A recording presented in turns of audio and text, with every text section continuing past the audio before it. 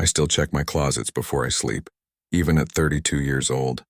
My wife thinks it's quirky. She doesn't know that I'm listening for the sound of fingernails dragging across wood, or looking for shadows that move independently of light. She doesn't know that 3 times in my childhood, I encountered things that shouldn't exist, things that still visit me in dreams and make me wake up cold, heart hammering against my ribs. The rational part of my mind has spent decades trying to explain away what happened. Sleep paralysis, night terrors, an overactive imagination fed by too many scary movies. But rationality crumbles when you remember the feeling of dead breath on your face, or when you know with absolute certainty that you shook hands with a ghost for 3 months without realizing it. Some people collect stamps or coins. I seem to collect encounters with the dead. The therapist I saw in college said trauma can make children hypervigilant, that we see threats where none exist. But she never explained how my 5-year-old sister saw the same man in the closet, or how my 4-year-old brother described the same white lady I'd been dreaming about. She never explained the physical evidence, the scratches in the wood, the toys scattered across my floor, the window that opened by itself during a storm.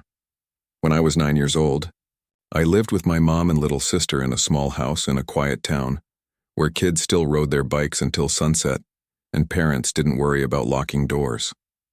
The street felt safe, wrapped in that drowsy suburban peace that makes you believe the world is fundamentally good. Our house was old but sturdy, with creaking floors that announced every footstep and windows that rattled when trucks passed by. My mom always said old houses have personality, that you learn to love their quirks, but some of the sounds I heard at night had nothing to do with settling wood or expanding pipes. The first incident started with insomnia. I was lying in my small bedroom, staring at the glow-in-the-dark stars I'd stuck to the ceiling and the rough shape of constellations I'd learned about in school. My room was simple, a twin bed, a wooden dresser that had belonged to my grandmother, and a toy chest positioned beneath the window where I could watch the street. Outside, tree branches swayed in the wind, casting familiar shadows across my walls. I'd learned to read those shadows like a map, knowing which ones belonged to the oak tree and which came from the streetlight filtering through leaves. But on this particular night, I noticed something wrong. One shadow near my toy chest wasn't moving with the rhythm of the wind. It sat still and dark, roughly the size of a person crouched low. My first thought was relief. Just a pile of clothes I'd forgotten to put away, or maybe my large teddy bear had fallen. I almost laughed at myself for being such a typical scared kid, jumping at shadows and letting my imagination run wild. Then I blinked, and the shadow vanished completely. A cold sensation spread through my chest, the kind that comes from deep inside your body, rather than from temperature. It felt like ice water in my veins. I pulled my blanket over my head and forced myself to sleep, telling myself over and over that it was nothing, just tricks of light and an overactive mind. The next morning brought harsh sunlight through my window, and the ordinary sounds of my mother making coffee in the kitchen. Everything felt normal until I saw my toy chest standing wide open, its contents spilling onto the floor. Lego blocks, action figures, and stuffed animals lay scattered in a semicircle around the chest, like someone had been searching through everything and lost interest. I never left my toy chest open.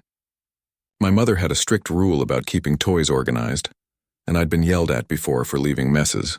I closed the lid carefully and didn't mention it to anyone, though the sight of those scattered toys stayed with me all day, a small wrongness that wouldn't leave my thoughts. A few weeks passed quietly. I started to forget about the shadow and the open toy chest, letting them fade into the background of childhood memories where strange things happen and then get explained away by adult logic. But then my 5-year-old sister casually mentioned something that froze my blood. "I don't like the man in the closet," she told my mother over breakfast, the same way she might complain about vegetables or bedtime. My fork stopped halfway to my mouth. She spoke with such matter-of-fact certainty, as if discussing an annoying neighbor or a teacher she didn't care for.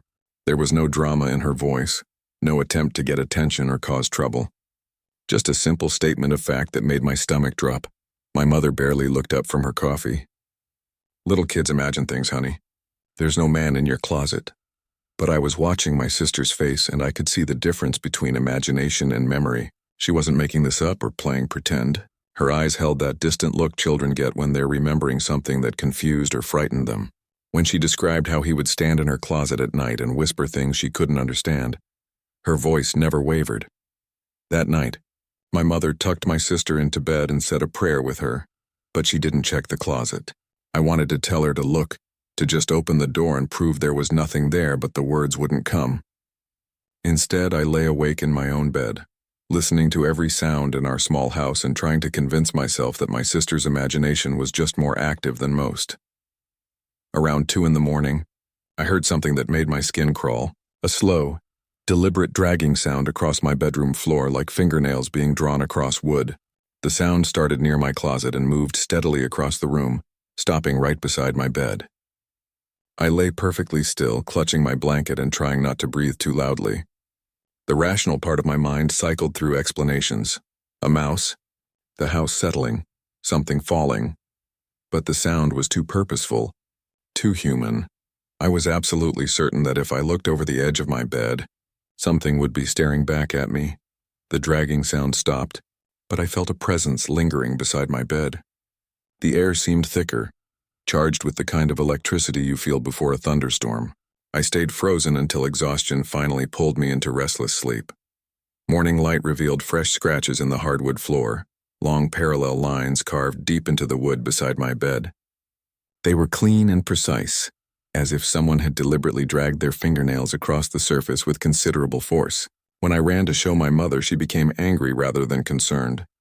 "You must have been playing with something sharp," she said, examining the scratches with frustration. "Or dragging furniture around. Don't damage the floors." I swore I hadn't done anything, but she'd already decided on her explanation. The dismissal stung worse than the fear had. After that confrontation, I stopped reporting the strange things that happened, but they didn't stop occurring. The nights grew worse. I began hearing faint whispers that seemed to emanate from my closet, like a radio playing at very low volume in another room. The words were never clear, but the cadence was definitely human speech. Someone having a conversation I couldn't quite make out. Sometimes my sister would cry out in her room, and when I ran to check on her, she would be pointing at an empty corner saying, "He's there, he's there," with absolute conviction. I never saw what she was pointing at, but I believed her completely. There's a particular sensation you get when you're being watched, a prickling awareness that raises the hair on your arms and makes your shoulder blades tense. I felt it constantly during those weeks, as if unseen eyes were tracking my movements throughout the house. The most terrifying night came during the middle of winter. I woke to find my bedroom door standing open, though I always closed it tightly before sleep. The hallway light my mother left on for us cast a rectangle of yellow illumination across my floor, but as I watched, that light suddenly went out, plunging the corridor into darkness. My first thought was that the bulb had burned out, but then I heard footsteps in the hall. Slow, deliberate steps moving down the corridor toward my room. They stopped directly outside my door. I wanted to scream for my mother, but my throat had closed completely. Terror had stolen my voice. The door creaked, and I saw a tall, dark silhouette lean into my room. Just the head and shoulders, peering around the doorframe like someone checking to see if I was asleep. The shape was wrong somehow, too tall, too thin, with proportions that didn't match any person I knew. I squeezed my eyes shut and tried to become invisible beneath my blanket, praying that if I couldn't see it, it couldn't see me. When I finally opened my eyes, the door was closed, and I was alone. The hallway light was on again. In the morning, I asked my mother if she'd come into my room during the night. She said no, she'd been asleep until her alarm went off. My sister reported seeing the man again, standing beside her bed this time. We told our mother together, hoping that 2 witnesses might carry more weight than one frightened child. For the first time, my mother looked genuinely worried.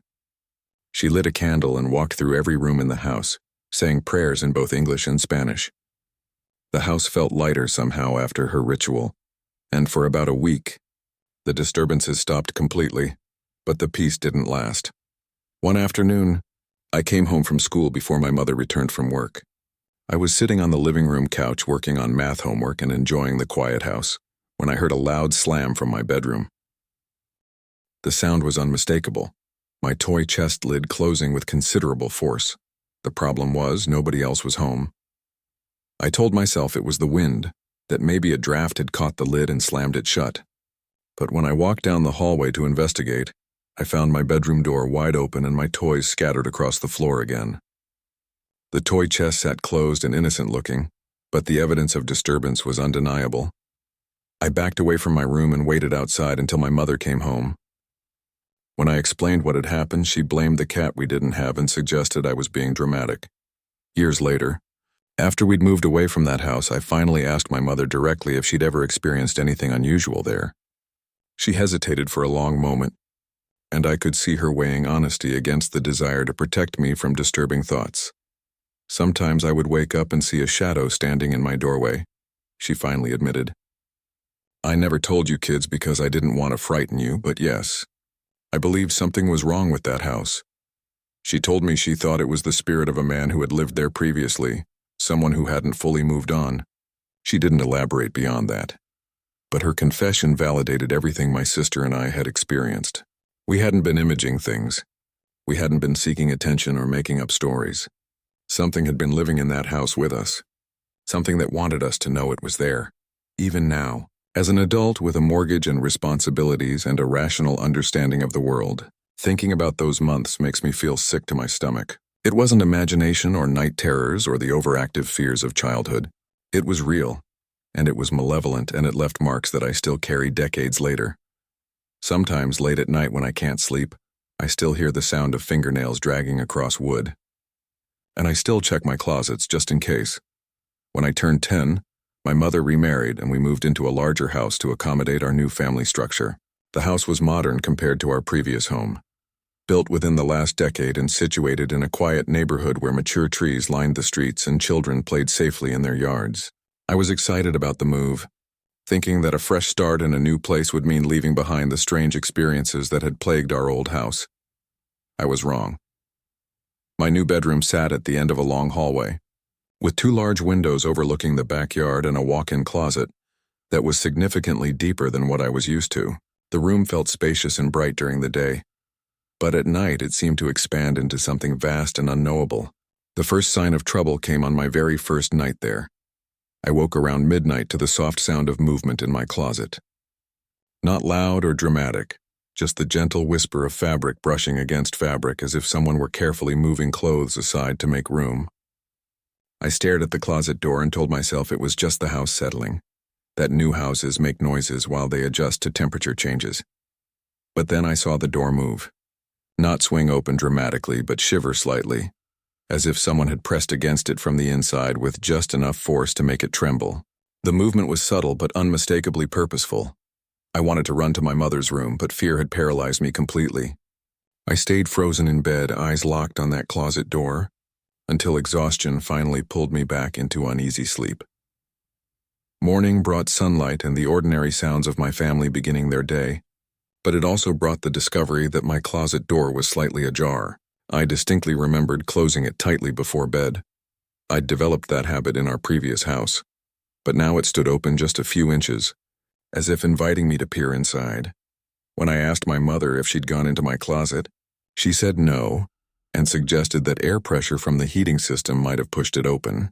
I knew it wasn't the heating system, but I also knew better than to argue.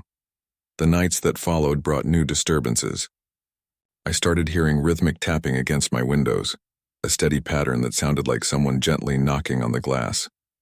My first assumption was tree branches moved by wind, but when I investigated, I found that no branches hung near enough to my second-story windows to make contact. The tapping would continue for several minutes at a time, always stopping the moment I pulled my blanket over my head. When I finally gathered enough courage to peek out and see what was causing the sound, I saw something that made my blood freeze. A pale hand was pressed against the outside of my window. Just a hand, fingers spread wide against the glass, appearing to float in the darkness beyond. The window was on the second floor, far too high for anyone to reach without a ladder. Yet there it was, motionless and deliberate. I watched that hand for what felt like hours, though it was probably only minutes. Eventually, it began to slide downward across the glass, leaving no mark or streak, before disappearing entirely into the darkness below. I didn't sleep for the rest of that night. When I told my mother about the hand, she laughed initially, thinking I was playing a prank or telling a joke. When she realized I was serious, her expression shifted to concern, but not the kind of concern I'd hoped for. She gently suggested that I'd probably been in a half-asleep state, caught between dreaming and waking, and that my mind had created the image from fragments of dreams. I knew that was bullshit. But I also knew there was no way to prove what I'd seen. My stepfather's reaction was even less supportive. He accused me of making up stories for attention and found the whole thing amusing, but I noticed he started keeping the hallway light on at night, suggesting that maybe he didn't feel as secure as he pretended. About a month later, my 4-year-old brother began talking about the White Lady. He mentioned her casually during breakfast, describing how she would come into his room and sit on his bed during the night. My mother dismissed it as typical childhood imagination, the kind of invisible friend or imaginary scenario that young children often create. But one night, I heard my brother screaming from his room. I ran in to find him curled under his blankets, sobbing with genuine terror. When he finally calmed down enough to speak, he said the White Lady had been standing in his doorway, just staring at him with all black eyes. I believed him immediately because of what I'd seen at my own window. The timing was too coincidental, the description too specific for a 4-year-old to fabricate. I began sleeping with my blanket pulled over my head every night, creating a small tent of fabric that I hoped would protect me from whatever was haunting our new house. But the protection was psychological rather than actual, because the dreams started anyway. In these dreams, I would see a tall woman in white standing in the corner of my room. She was impossibly tall, her head nearly touching the ceiling, dressed in a flowing white gown that seemed to move independently of any breeze. Her hair was long and black, hanging in stringy curtains around a face that was pale as chalk. But the most disturbing feature was her eyes, not black holes as my brother had described, but simply absent, as if someone had erased them from her face. She would whisper my name in a voice like dry leaves scraping against pavement. Sometimes I would wake up and still hear that whisper, faint but undeniably real, coming from somewhere in my dark room. The most terrifying encounter happened on a night when a severe storm was battering our house. Heavy rain drummed against my windows while wind howled around the corners of the building. I woke to the sound of my window creaking, a slow groaning noise that suggested the frame was under stress. When I looked toward the window, I saw something impossible. Despite being locked, the window was slowly sliding open. I could see the lock mechanism turning by itself, metal moving against metal with deliberate precision. The window opened completely, letting in cold air and the sound of rain. Then I saw her climb through. The White Lady didn't move like a living person. She floated rather than walked, her feet never making contact with my bedroom floor. She drifted across the room toward my bed with the smooth, inevitable motion of smoke or fog. As she approached, I could see her face more clearly than ever before. The absence of eyes, the bloodless lips, the skin that looked like it had never seen sunlight.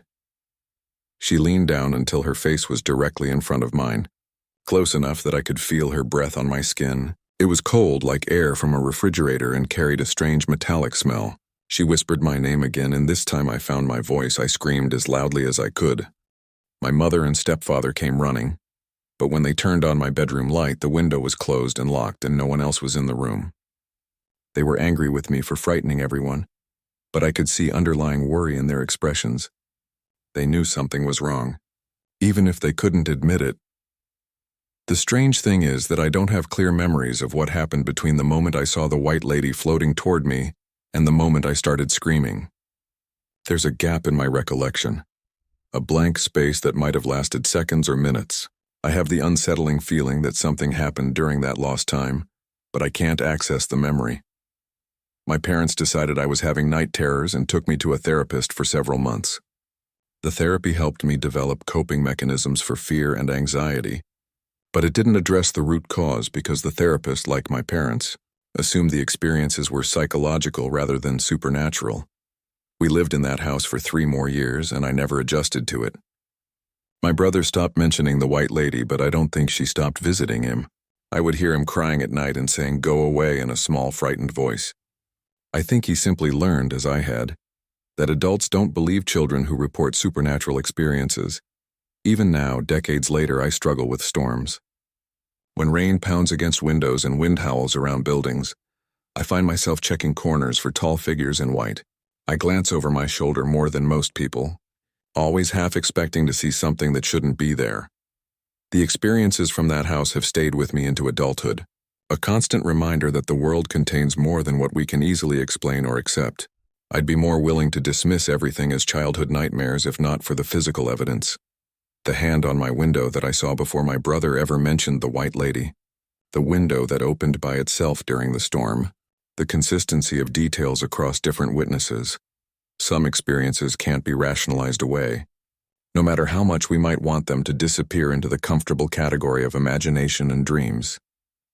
When I was 8 years old, I rode my bike every day after school through a neighborhood where I knew every crack in the sidewalk, every loose board and every fence, every spot where the mailman stopped to rest his bag. One house in particular captured my attention, located near the corner where my street met the main road.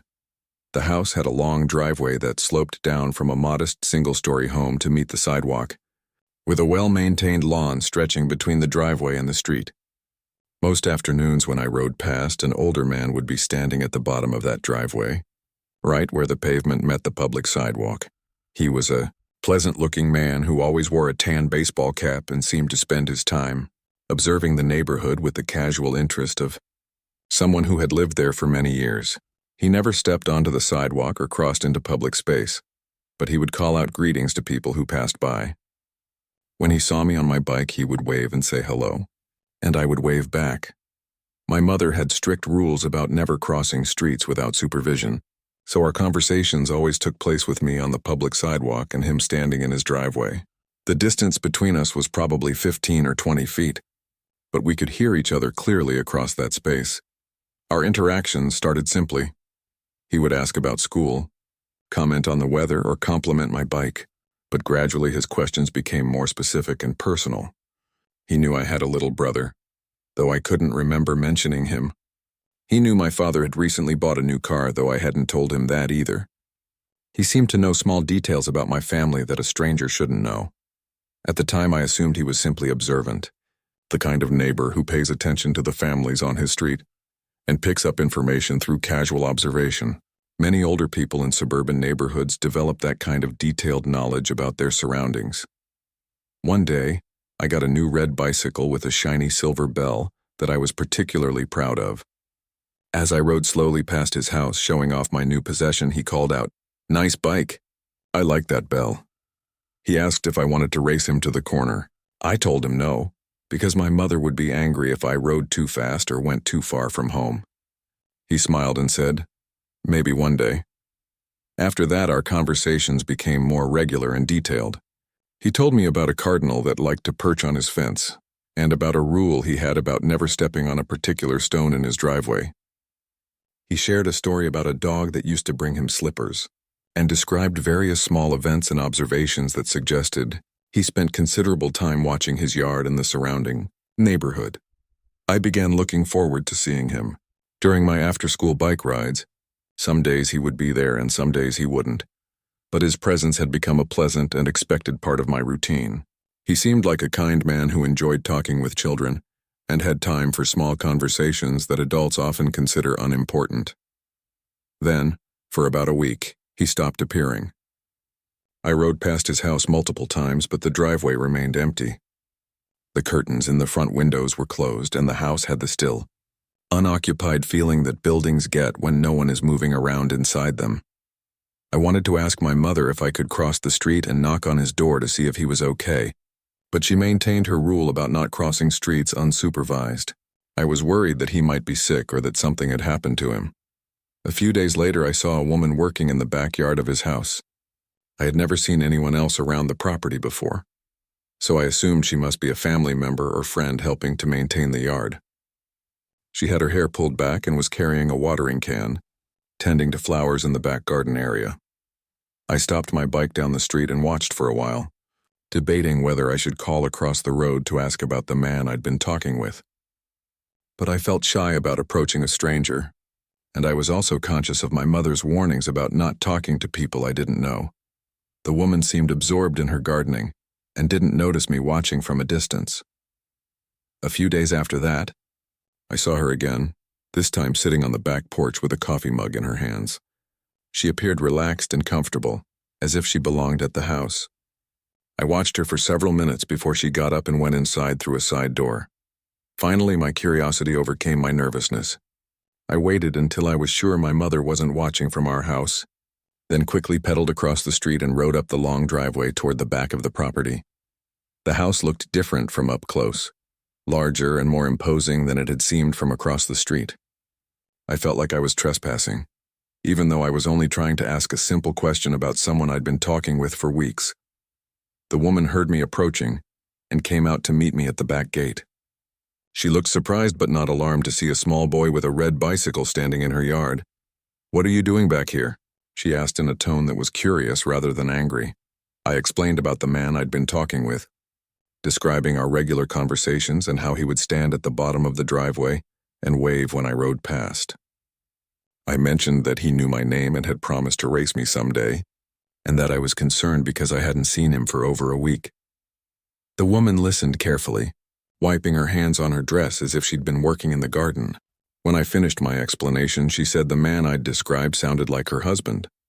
I felt relieved, thinking she was going to tell me he was inside the house or away on a trip. But her expression didn't match the hopeful smile I was expecting. "He died last year," she said quietly. "His name was Harold and he died in his chair." The words hit me like cold water. I felt an empty space open in my chest, a hollow sensation that made it difficult to breathe. I asked if she had a picture of him, needing to verify that we were talking about the same person. She went inside and returned with a small framed photograph showing a man wearing the same tan baseball cap I remembered, with the same broad, friendly smile. The resemblance to the man I'd been talking with was unmistakable. But then she pointed out something I hadn't noticed in my conversations across the street. Her husband had a prominent scar running from his ear to the corner of his mouth, a mark he'd carried since childhood. In the photograph, the scar was clearly visible, a thin, pale line that significantly altered the appearance of his face. I studied the photo carefully, trying to reconcile what I was seeing with my memories. The man I'd been talking with had smooth, unmarked skin. I was certain of this because I'd been close enough during our conversations to see his facial features clearly. There had been no scar. I told the woman that I remembered the man's face being different, that I hadn't seen any scar. She explained that her husband had been self-conscious about the mark and sometimes grew facial hair to minimize its appearance, but that it had been a permanent and prominent feature. "He's been dead for over a year," she repeated. "No one else lives in this house. I only moved back here last summer to take care of the garden." She said she had never seen or heard anyone standing in the driveway, and that she would have noticed if someone had been regularly positioned there in the afternoons. I thanked her and backed down the driveway, suddenly eager to get away from the house and return to familiar territory. The bike ride home felt surreal, like driving in silence after narrowly avoiding a car accident. My mind kept cycling through the details of my conversations with Harold, trying to make sense of what I'd learned. That night, I couldn't sleep. I replayed every interaction I'd had with the man in the driveway, examining each memory for clues or details I might have missed. I thought about his laugh, the way he said my name, and the specific things he'd known about my family. I also thought about the scar in the photograph and tried to understand how I could have been talking with someone for weeks without noticing such a prominent facial feature. The next day, I rode past the house again. The curtains were open, and sunlight was streaming across the porch and driveway, but no one was standing there. I waved from the corner out of habit, but no one waved back. For the next several weeks, I tried to process what had happened and return to my normal routine. I found new routes for my bike rides and made friends with other children in different parts of the neighborhood. Gradually, the immediate strangeness of the experience began to fade, replaced by school activities and the ordinary concerns of childhood. But then, late one night, I woke up to the sound of someone calling my name from outside my bedroom window. The voice was familiar, the same warm, friendly tone I'd heard from the man in the driveway. It said my name the same way he had, with the same inflection and rhythm. I sat up in bed, heart pounding, and listened to the light rain pattering against my window. The voice called my name again, definitely coming from outside the house.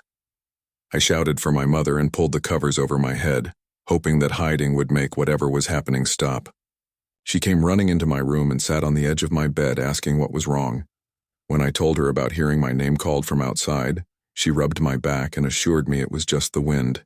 To make me feel better, she went to the window and lifted the blinds, showing me that no one was standing in our yard. My father got up and checked all the locks on the windows and doors, then walked around the outside of the house with a flashlight to make sure no one was there. They found no evidence of any person on our property. When I insisted that I had definitely heard someone calling my name, they gently suggested that I had been dreaming and that the sound of rain can sometimes create auditory illusions that seem like voices. The next morning, my throat was sore from shouting and I felt exhausted from the adrenaline and fear. When I told my friends at school about the experience, they laughed and made jokes about believing in ghosts. One friend dared me to stand in Harold's driveway at night and call his name to see if he would answer. I did not take that dare. Over the following days, nothing else unusual happened, so I gradually moved on from the incident. The years passed, and the street began to change as houses sold and new families moved in. The woman's house eventually stood empty for a while, and I saw movers taking boxes out. Later, new residents painted the front and parked different cars in the driveway. When I turned 18 and left for college, my parents sold our house and moved to a different state. I never returned to live in that neighborhood, but the memory of my conversations with Harold remained vivid and unsettling. As an adult, I've sometimes wondered why I didn't ask the woman more questions or press her for additional details. I could have requested to see more photographs or wedding pictures, or asked her to describe her husband's personality and interests to see if they matched my memories. Maybe I could have learned more about when and how he died, or discovered some logical explanation for what had happened, but I was 8 years old, frightened and dealing with information that challenged my understanding of reality. I wasn't thinking like an investigator or researcher. I was just a scared kid who wanted to get away from a situation that felt dangerous and confusing. A few years ago, I drove through that old neighborhood just to see how it had changed. A child was riding a bicycle near the corner where I used to turn, and the house where Harold had lived looked well-maintained but completely ordinary. The driveway was empty. For a moment, I considered stopping and asking the current residents if they'd ever noticed anyone standing in their driveway, or if any of the neighbors had mentioned unusual experiences. I wanted some small piece of confirmation that would help me understand what had happened all those years ago, but I didn't stop. I kept driving, leaving the mystery unsolved. The memory remains as vivid as ever, a small stone of uncertainty that I carry with me. Sometimes I wonder if Harold is still there, standing at the bottom of that driveway, waving at children who ride past on their bicycles. I wonder if he knows he's dead, or if he's simply continuing a routine that once brought him joy. I try not to think about it too often these days, but the experience taught me that the boundary between life and death might not be as absolute as we assume. Some people, it seems, find ways to linger in the places and activities they loved, even after their bodies have failed them. And sometimes, if you're a lonely 8-year-old on a bicycle, they might even stop to have a conversation.